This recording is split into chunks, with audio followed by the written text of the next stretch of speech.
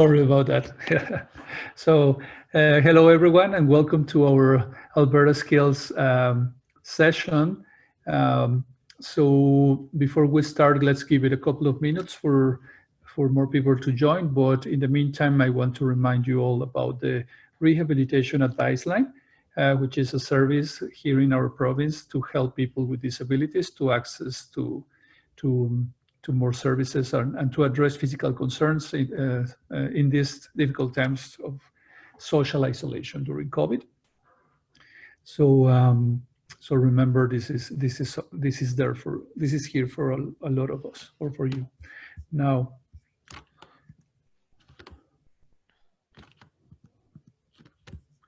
oh, so this is interesting. I don't know why I cannot.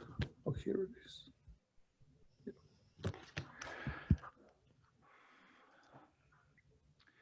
Okay, so one more minute and we will begin.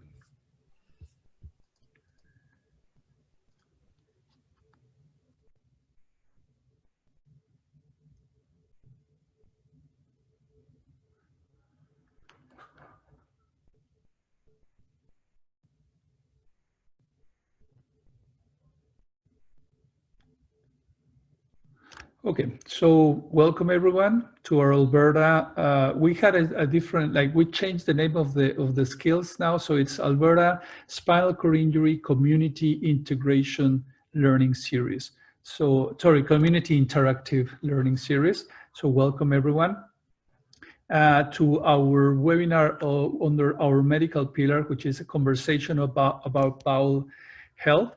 So, my name is Adalberto Loyola Sanchez, or Beto. Everybody calls me Beto. I'm a physician specialized on rehab medicine, working at the Spinal Cord Injury Program at the Glenrose.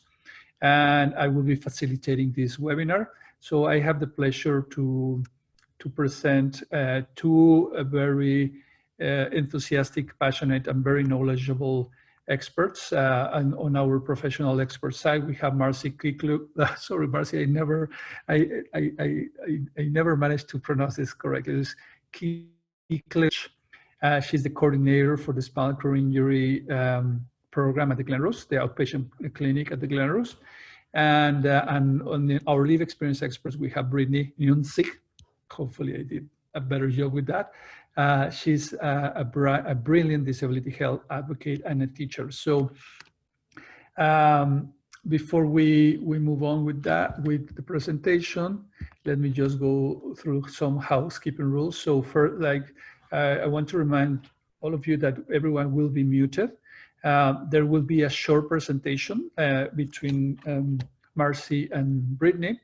And then this will be followed by a discussion where everybody is invited. So you are invited to share your views and opinions. And once we are there, please free to activate your camera if you want people to see you. If not, that's okay. And if you want to participate, you can either kind of raise your hand in the chat box, or you can just directly unmute yourself. You can do it quite easily just by pressing on the space keyboard, pressing and holding the space key on your keyboard. We will also monitor the chat box for any questions and comments, or if you want to reach for help because of some technical issues. There will be polls, right? There will be one poll appearing at the beginning and one poll appearing at the end. So please take a minute to answer them as accurate as you can, because this will help us to improve this community that we're trying to build. And also, I want to disclose that there will be a video. This session will be video recorded, and so if you want to change your name for privacy reasons, you can do that if you go to the screen where you see yourself, to the upper right corner. You will find a button for mute, but also you will find a series of three small buttons. Three small dots. If you click on that, you will go to name, and then you can change it there. Otherwise, we are not going to record the discussion. So far, we're only going to record the presentation, and we're going to post it on YouTube. Okay, so without further ado, I just want to ask Marcy and Brittany to start this conversation about bowel. Thank you very much, guys. Oh, sorry. sorry. First the poll, of course. Yeah, that's a mistake. First the poll, and then we will move on. Okay, please take a minute to answer the poll.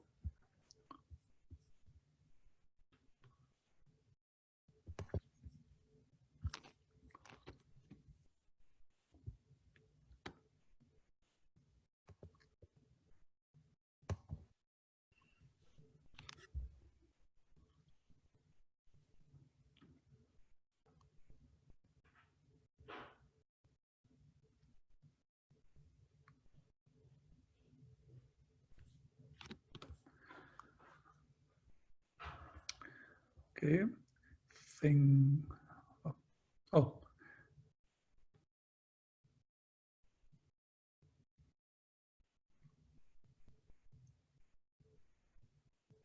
Okay, and now we have another. Please take a minute just to answer it.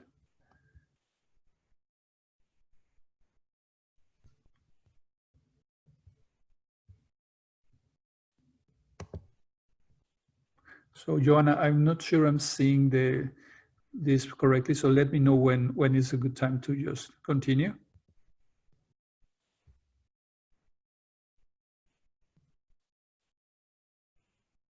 For sure, Beto. I just launched the second poll, and I'll give it another few seconds. Sorry. Okay, thank you.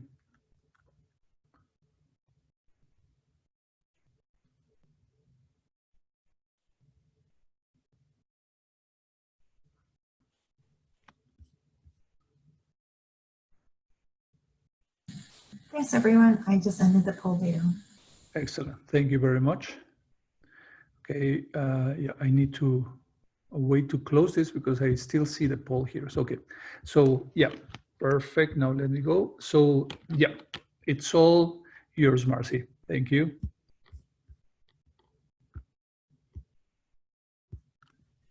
You're muted. Yeah, you're muted, Marcy. Yep. Thank you. Hi, everyone. Thanks for joining the session, and I'm just happy to co-present with Brittany today. Hi, Brittany. Hi, happy to be here. So bowels, it's never a fun topic to talk about, but it is super important to talk about. The fear of having a bowel accident is the #1 reason why people living with spinal cord injury don't want to leave their house. So our hope is to provide people with some education about bowels so that they can be living their best life. So what is a neurogenic bowel? Basically, it's the loss of normal bowel function caused by a nerve problem. It's important to remember that there are lots of different types of nervous systems that make up our gastrointestinal tract operate. So many of these systems are not interrupted with spinal cord injury. They have independent or automatic innervation, and they would typically continue to work as before, although their functioning can be slowed and somewhat not exactly normal, but typically we would say that they would operate as before. So when we're establishing a bowel routine, we're trying to focus on influencing the lower part of our GI tract, which is the large intestine or the bowel.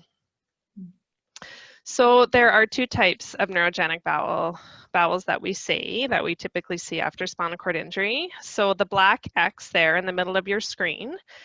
So an upper motor neuron bowel is when the spinal cord injury has been damaged right there. So any way along there on your spinal cord has been damaged and the communication to the body has been interrupted.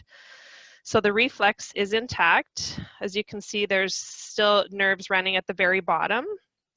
So pretend that red X isn't there. So those would still be running as normal to the internal sphincter, external sphincter, and the rectum. All of those muscles could still be contracting.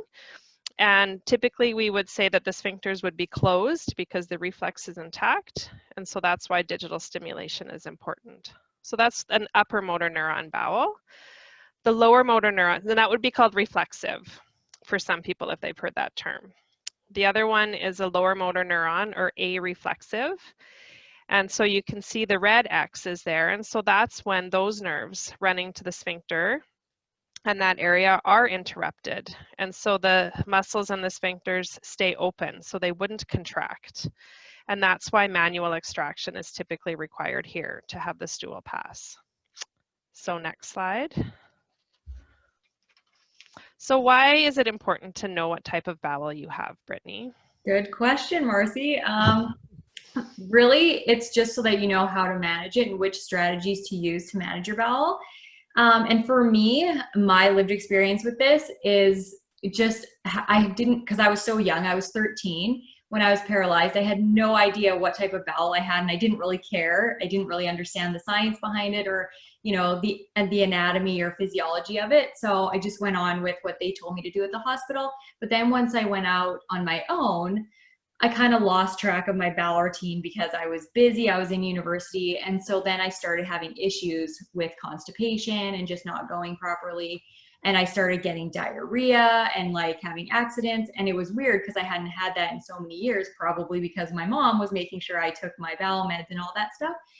So when I wanted to fix my bowel routine, it really helped me once I did the research on what a neurogenic bowel was and the kinds of neurogenic bowels that people with upper motor neuron like bowels have, because I have an upper motor neuron bowel. So once I realized what bowel I had, then I knew what I was trying to influence, what reflexes were still intact, and what I could do in order to improve my bowel routine. So if you have no idea what type of bowel you have, the first step is to figure that out, because the same things that will work on an upper motor neuron won't work on a lower one. So it's just important so that you could know which strategies to use and research which strategies work for which type of bowel. So that's in a nutshell why it's important, why it's so important. Sorry, I keep reading. These are my questions. So if somebody doesn't know, like me, what type of bowel they have, how can they find that out? Well, ideally, a person would be able to go see a physiatrist, so to get an assessment, a full neurological assessment. So if you are not connected with a physiatrist and you have a spinal cord injury, we would recommend you getting in touch with your general area. So it's usually Edmonton or Calgary who have those physiatrists, but you should have a spinal cord team that continue to follow you for your life. So that exam would be able to tell you which bowel you have, but kind of there is a way that you can do kind of a self-check. And so if a person, or you can direct somebody if you can't do it yourself, just lying on your left side and with a well-lubricated finger, you can just reach around and insert your finger into your rectum. And if it's really tight and you get lots of resistance, then we would say that's probably an upper motor neuron bowel. If the finger slides right through and you feel no resistance, then we would probably say that's a lower motor neuron. But really, ideally, it is the gold standard would be the SCILS exam done by a physiatrist. Awesome. So next slide. Okay, so what are the goals of a bowel routine? And when somebody's in the hospital learning how to do their bowel routines for the first time, what are you trying to achieve? Yeah, so you know, like I said, our systems are still working as they kind of were before. And so we just want your GI tract to be healthy, just to keep it moving and keep it flowing, that sort of thing that contributes to overall health. We would want a regular and predictable bowel movements. So getting on that every day or whatever your routine will be, but we want it to be predictable. Whereas then it hopefully would have infrequent accidents. You know, we're trying to avoid having accidents. So that would be another goal. And then, of course, avoiding autonomic dysreflexia. If that's something that you're prone to, we are really try to avoid that, and constipation or bowel routine and stuff is often a cause of that. So we want to avoid that. So those are the big goals for that.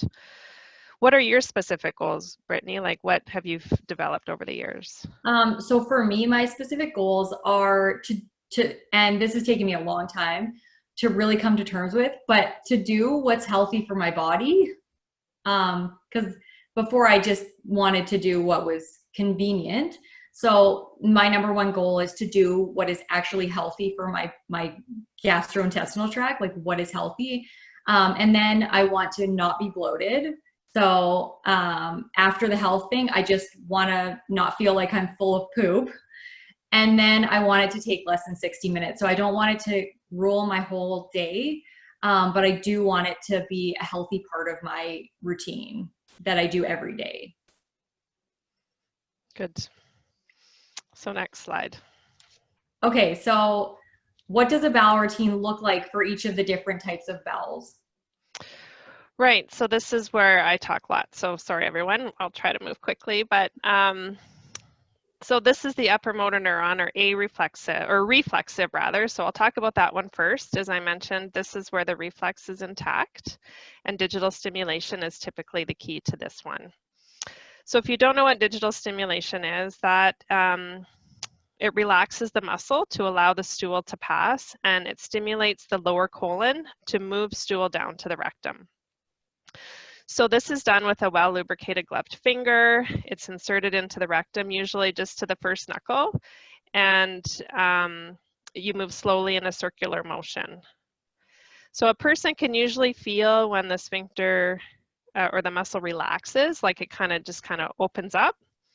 But then naturally, the sphincter will slowly close again, because as I mentioned, the reflex is intact. So it will kind of slowly close again.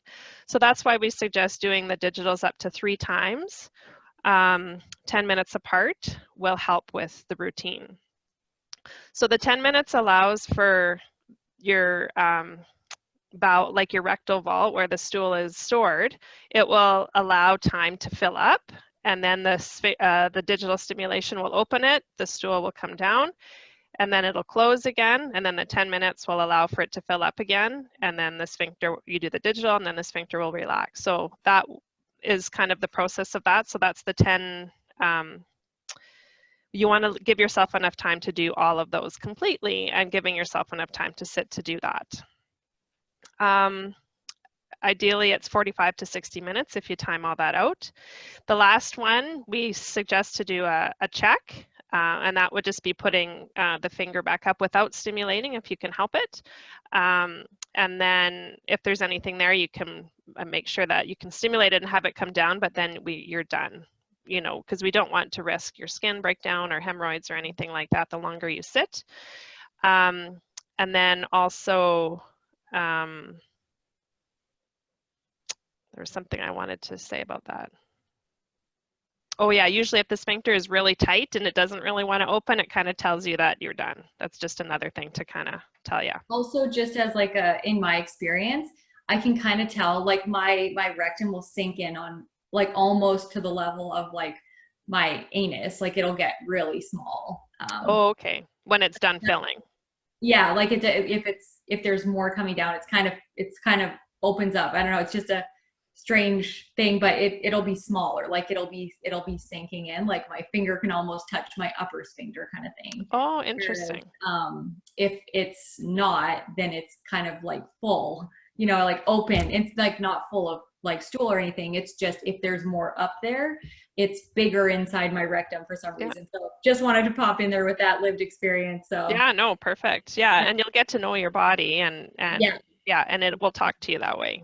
Yes. Yeah. So usual pharmacological medication. So I'm going to kind of talk about pharmacological stuff, and Brittany's going to touch on some of the natural stuff. So I'll just talk about the pharmacological medications. So typically with an upper motor neuron, we would suggest a suppository, and you can have a bisacodyl or a glycerin. Typically the bisacodyl has the medication where it irritates your lower bowel there, your rectum, and it contracts. And so you have to be really careful. The only way a suppository will work is if it's dissolved and absorbed into your system. So if you're inserting the suppository and you push it right into the stool, it's just going to come right back out and not be effective. So you want to make sure that the suppository goes around the stool, or if you have to evacuate it, you can. But it can still go around the stool. You give it about 20 minutes to dissolve and absorb into the system, and then it can start contracting, and then you can move onto the toilet, and the gravity will help and the stimulation will help with that. So there's also stimulant laxatives. So people would typically take those at night. That's like Senecot. And then there's the osmotic laxatives, which are kind of softener type ones that people can take 1 or 2 times a day, which usually helps with consistency. And so I would say a typical upper motor neuron bowel routine would be Senecot at night, 1 to 4 tablets, suppository in the morning, and then the Restoralax 1 or 2 times a day. So that would be a typical pharmacological management of an upper motor neuron bowel. The lower motor neuron bowel, so areflexive, so remember that those nerves are interrupted to the rectum. This is where the manual extraction part is really important. And the manual extraction, if you don't know what that is that's when just you're pulling down the stool gently with a well-lubricated gloved finger. And we're hoping that it's right there in the rectal vault that you can just be easing it out. So a routine here needs to be done daily. So the frequency of it should be done daily, or twice a day, or it could be 3 times a day, which would be after meals. Because I'll mention later that your GI tract is stimulated right when you're eating. So sometimes if people their system works really quickly and the stool is formed really quickly, then they might have to do it every time they eat, just to avoid having accidents. And then it's also really important for a firmer consistency for this one, just for natural reasons, like you can be doing a transfer, let's say, and your abdominal pressure could just push out stool. And so if it's just a bit firmer, then you can kind of control it not coming out perhaps as much if it's all together. So a typical, on a suppository, right, so the usual pharmacological management of this would be not a suppository because, as I mentioned, the suppository is meant to be absorbed. And then the rectum contracts. And so because you don't have those reflexes anymore, then a suppository would be completely ineffective for this routine. So we would say typically you would use Senecot the night before to move the stool down for your routine. And then you would use the PEG like 3350 or Restoralax to control the consistency. But again, you don't want it too soft, so you want it to be a bit firmer. Okay, next slide.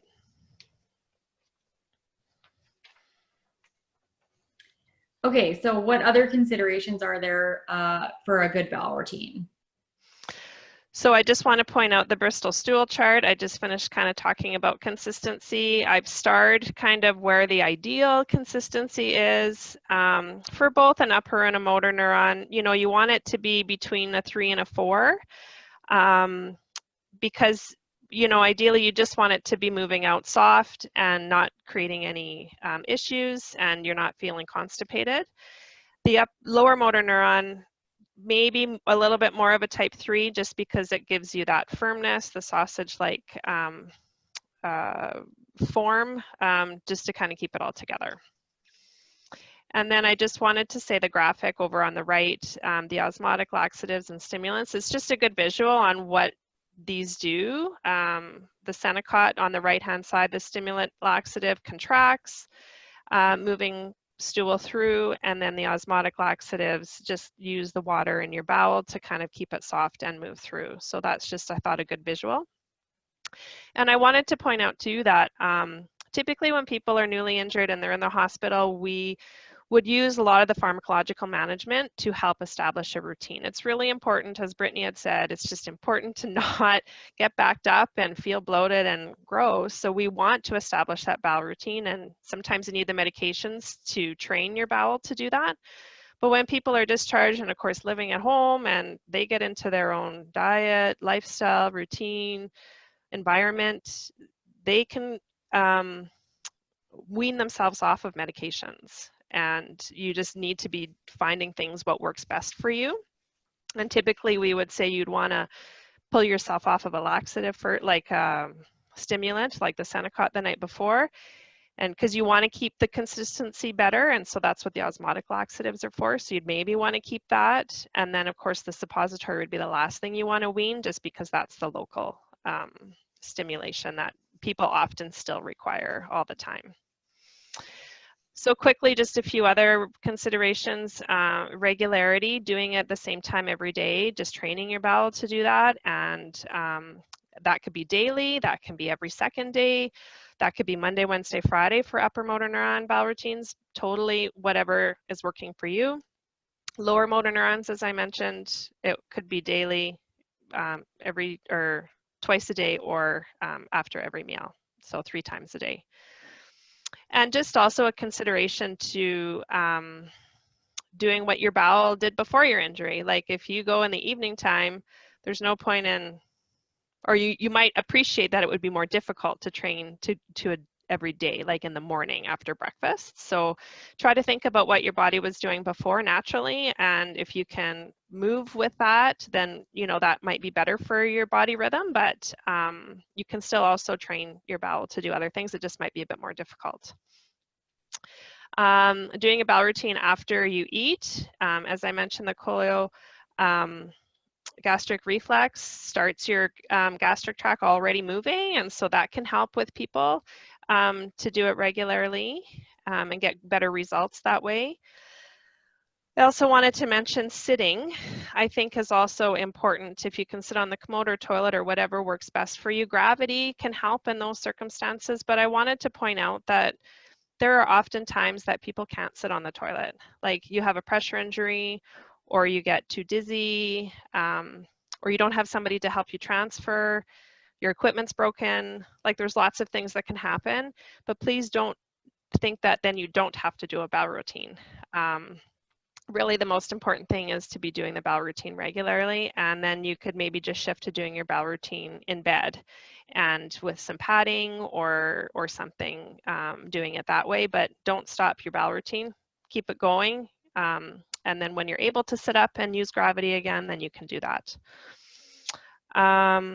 And then of course the 60-minute max, we talked about not going over that just because of skin breakdown, and hemorrhoid development too can happen the longer you sit. And just other kind of anatomical things can happen if you're sitting for too long. And then also just making sure that you have enough time and privacy. Like you'd be surprised if you're getting like somebody's on you, like you got to go and you're rushed and everything is tense, and just allowing yourself that time to do your bowel routine so everything can just keep moving and going is, I think, a really good suggestion. So next slide.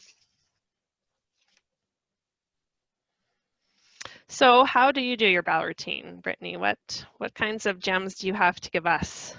Okay, so I have a whole bunch of stuff, so I'm just gonna go through them in order. So the first one I want to reiterate, I mentioned earlier, is that you have to work with your body and understand what your body physiologically wants to do, and don't just do what you prefer to do for convenience, because I went through a whole gamut of trying different bowel routines. And at first, when I was leaving the hospital, it was every second day, which I kept for a long time, but then I just hated bowel routine. So I was like, I want to get it to as little as possible. And so I talked to some people who only did it twice a week and all that stuff. So I was like, if they can do it, I can do it. And I tried to force my body and my bowels into a routine that it didn't want to do. And that physiologically, if you're not going every second day, there's probably something wrong with what you're eating or something wrong with your gut. So I tried forcing it into a terrible routine, and then I paid the price for it. So I had to switch after I had my kids and was like, I don't want to feel like this anymore. I had to go back to what my bowel actually wanted to do and what was healthy for my body. And so that's not always an easy pill to swallow, because it can take a really long time for us to do our bathroom things. Same with bladder. If we're drinking a whole bunch because it's healthy, it's super annoying because we have to pee so much. But it's actually healthier in the long run, and it's going to save a lot of time and trouble later on. So that's my first point. And go daily if it's possible. I think that's the most healthy. If you can manage it and it's not going to interfere with, your job or anything like that, I think that's the healthiest. So that's just my 2 cents, but I think that's what your body physiologically wants to do. And then to consider like the time of day. So once you've figured out sort of what your body wants to do, then you can sort of put in those convenience pieces, like what time of day is best. So I know it's probably healthier to go after I eat, but that doesn't work for me because I'm a teacher and I go to school. So I can't just be like, just a sec, kids, I'm going to go to the bathroom after I eat breakfast, once I get to school, once they're all sitting down doing their work. So you have to sort of do what's healthy and then add in the convenience piece afterwards. And then number 2 is the importance of fiber. So I really manage my stool consistency entirely with fiber and with my nutrition, which is the next point.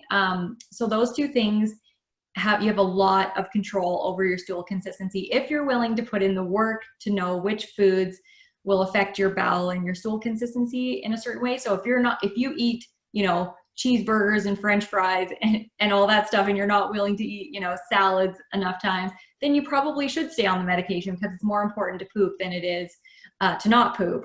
But if you're willing to do the experimentation with the amount of fiber, I went right from 10 grams of fiber a day to 40 grams of fiber a day, back to 20. And now I'm at about 15, and that works really well for me. So it's kind of an experiment. And I also do an experiment with the types of food. If I eat too much fiber, I get really hard stools. And if I eat fiber from fruits and vegetables, my stool is a lot softer than if I eat fiber from, chia seeds or something like that. So I've done a lot of work with experimenting which types of fiber affect my stool consistency in which ways. And if you're willing to do that, I think that's a good way to affect your stool consistency. So fiber is really important, not only for stool consistency, but it feeds the good bacteria in your gut that create butyrate, which is like an important nutrient for your GI tract. So if you're not eating enough fiber, you're not helping the bacteria create the #1 nutrient that helps the cells in your GI tract regenerate. So fiber is super important for a whole bunch of different reasons. So eat enough fiber, eat adequate fiber. I can't stress that enough. And then for the nutrition piece, eating foods that nourish your digestive tract, like I just said, eating foods that feed your gut bacteria. So those prebiotics, garlic, onion, potatoes, all these things that have really good things that your bacteria like to eat, the healthy bacteria like to eat, so that they help you digest your food. Those are important factors. And then eating less foods that promote the growth of bad bacteria, tons of sugar, greasy foods, just a lot of things can promote the growth of bad bacteria. So you want to avoid that, not only for your health, but for the health of your gut. And then just trying to avoid things that cause constipation. I don't eat dairy as much as I love it. It just doesn't make sense to me to eat it all the time. And I try every once in a while to eat a whole bunch of dairy. And then my guts are just like, this is not your thing. Stop eating it. So try to avoid foods that are hurting your bowel routine. And then supplements, I try to, again, instead of doing the pharmacological things, I try to use supplements that are just vitamins, but that also double as like an osmotic laxative or a prokinetic agent, which is similar to a stimulant laxative, except it doesn't quite it doesn't quite stimulate it as much. It more just helps the natural frequency of your peristalsis work better. So the supplements that work for me for that, magnesium, if you take it in high enough doses, it's an osmotic laxative. And so I don't take it in really high doses, but I do take it in about double the dose that's on like a recommended dose on like the vitamin bottles.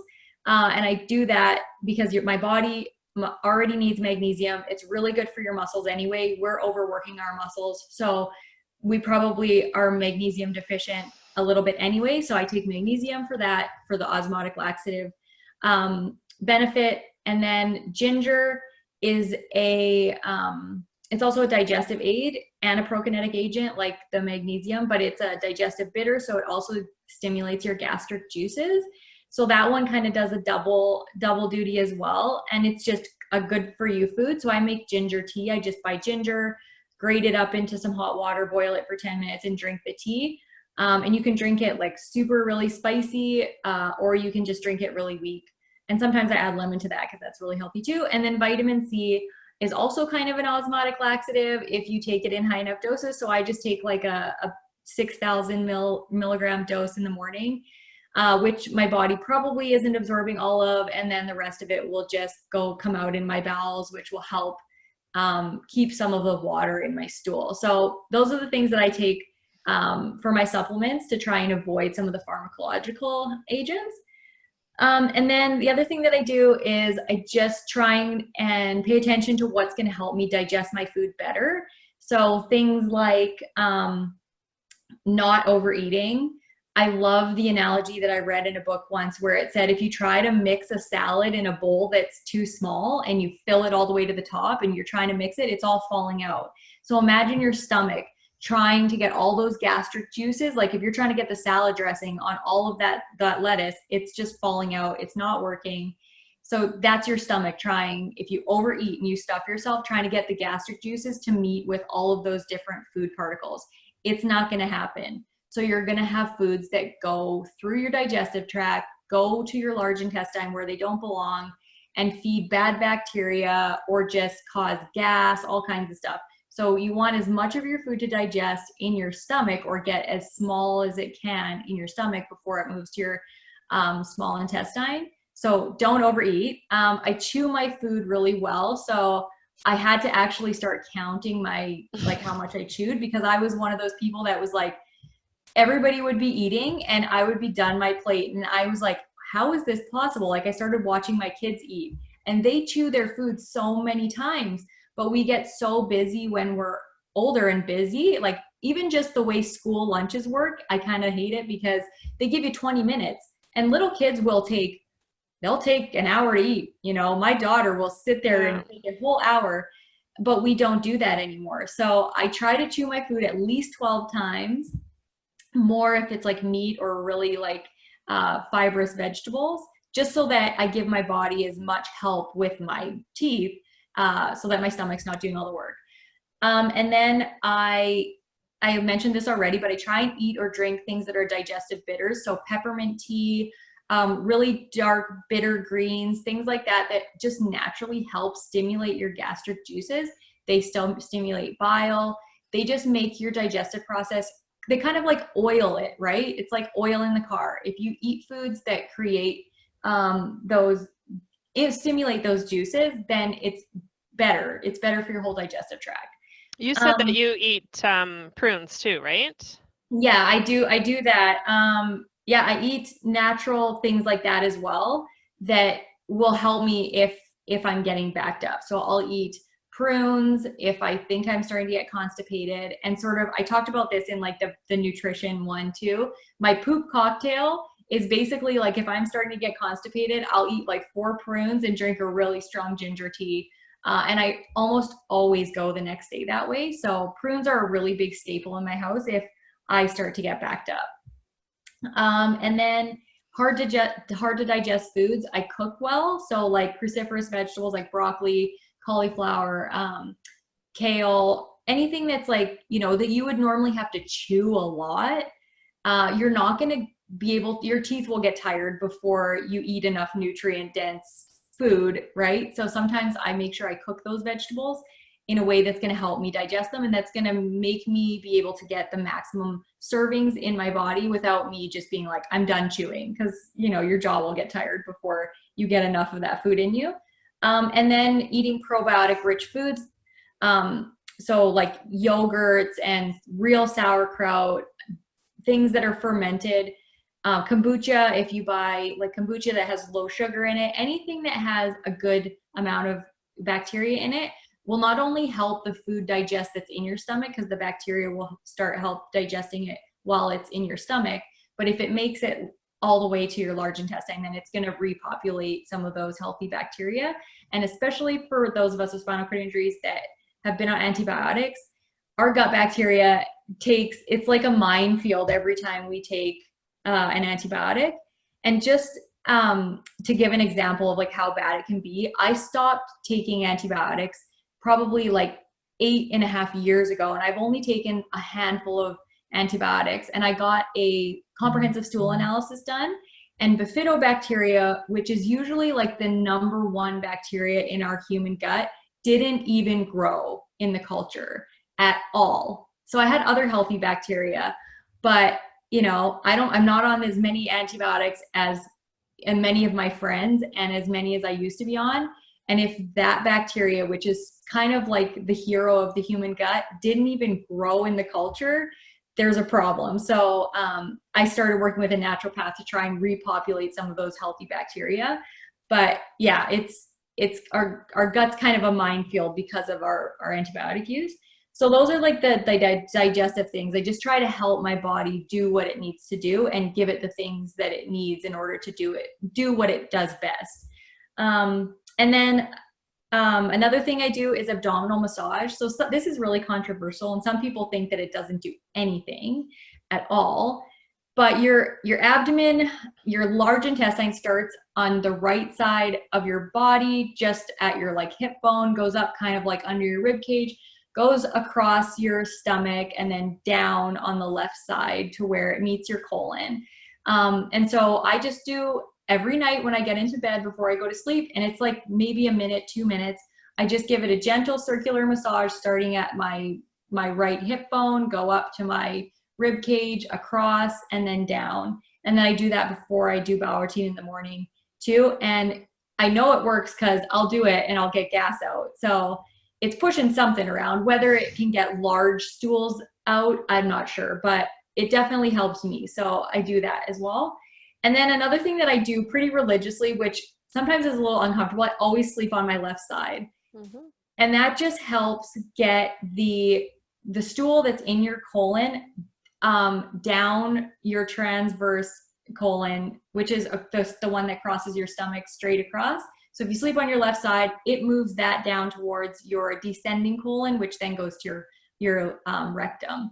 So that just helps gravity. You know, you got 12 hours for the gravity to also help with the peristalsis when you sleep on your left side.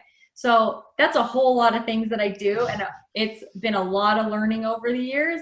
And it seems like it's a big production to make sure I have a healthy bowel routine, but it's not. Once you get used to doing all of the things, it's just sort of life, and you just get used to it. So well, yeah. And then how important is your lifestyle too then to keep your bowel under control?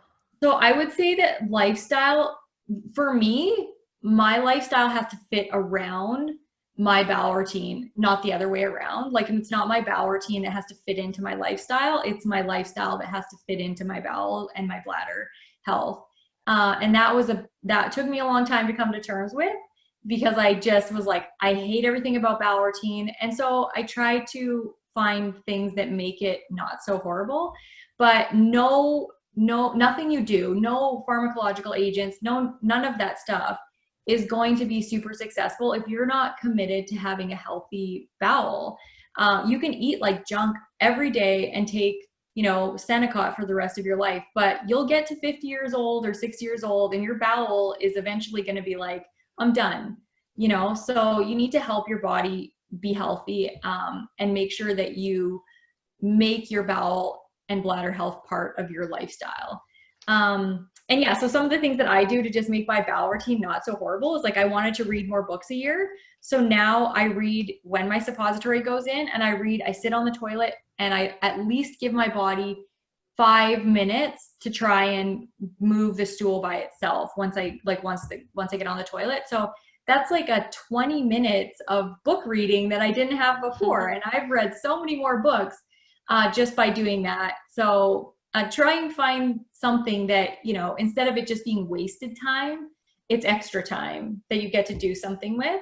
And then just realizing that you still have so much control over the factors that contribute to a healthy bowel. You might not have control over that last little reflex, to push the stool out, but we still have control over 90% of our bowel function. And so, the pooping our pants and the horrible bowel routine, like those things are awful, but we have so much influence over how much that happens. So yeah, just making sure that your lifestyle fits around your bowel routine, realizing you have so much more control than you probably think you have, and then doing what is important for your body, not what's convenient for you. Great. Thanks, Brittany. Yeah. I learned so much from you. I love talking to you. vice versa. I loved like picking your brain about all the medical stuff because I don't have all that expertise. So.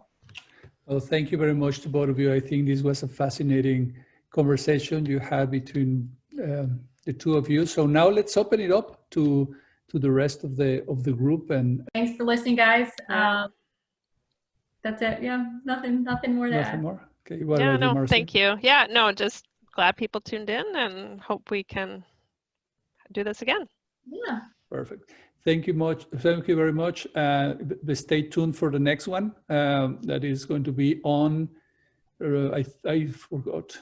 Sorry, I don't want to lie. So I think it's about pain.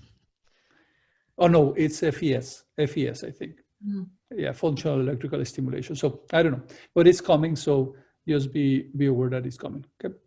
Thank you. Nice to see everyone. Okay, and thanks. Bye, have a guys. good day. Yeah. Bye.